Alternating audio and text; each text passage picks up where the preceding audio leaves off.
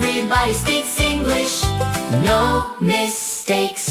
Robert, where is your honey? It is in the kitchen. Johnny, do not touch the honey of Robert. Chloe, stop. What? The honey of Robert is not English. But it is correct. It is understandable. It is not English. In English, Robert's honey. Robert's honey. The name first. The owner first, then an S, then the thing. Chloe's room. Johnny's ball. Milo's sofa. Perfect. 3 in a row. Johnny's ball. Johnny's bowl. Johnny's bed. Johnny, you do not have a bed. You sleep on my bed. Chloe's bed. Yes, Chloe's bed is Johnny's bed. that is grammar and it is also stealing. The S has an apostrophe, a little mark before it. Why? Because Robert's is many Roberts. Robert's is his thing.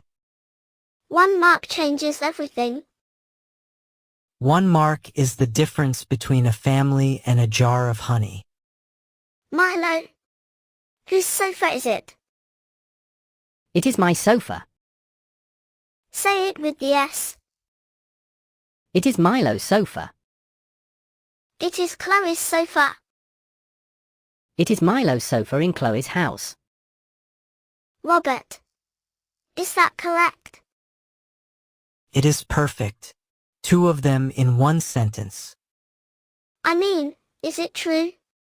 Really true? That is a different question. I teach grammar. Robert, you always do this. I know. Robert's honey.